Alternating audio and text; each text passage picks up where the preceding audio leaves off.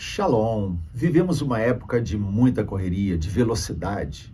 A velocidade da informação, das comunicações, as redes sociais, tudo isso tem mudado radicalmente o estilo de vida das pessoas.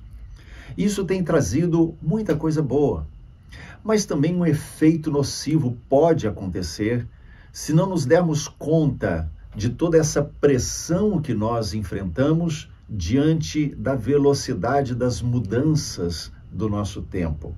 E isso é a capacidade da reflexão. A capacidade de parar, por exemplo, ler a Bíblia e refletir sobre o texto.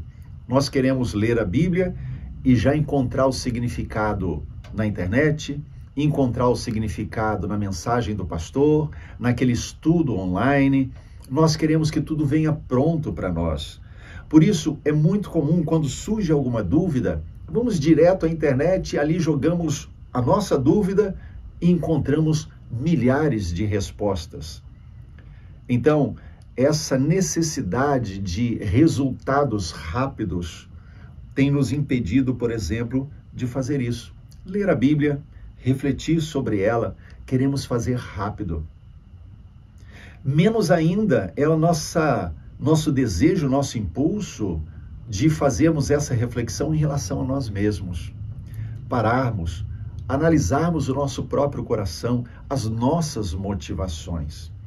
Veja só o que nos fala 1 Coríntios capítulo 11, o verso de número 28. Veja só, o apóstolo Paulo está falando para crentes. Ele diz assim: examine-se, pois, o homem a si mesmo, e assim coma do pão e beba do cálice. Ele está falando no contexto da ceia do Senhor. Mas o que ele fala, examine-se a si mesmo, é um chamado que ele faz, que a palavra de Deus nos faz, que Deus está nos fazendo, para olharmos o nosso próprio coração, para analisarmos aquilo que nós temos, as nossas inclinações, a maneira como nós vemos o mundo, como nós reagimos às coisas, como lidamos com o pecado. E isso nós não queremos gastar tempo fazendo. No entanto, quando nós olhamos, por exemplo, o salmista, o Salmo 139, os versos 23 e 24, ele diz: sonda-me, ó Deus, vê se há em mim algum caminho mau e guia-me pelo caminho eterno. Qual é o chamado do salmista?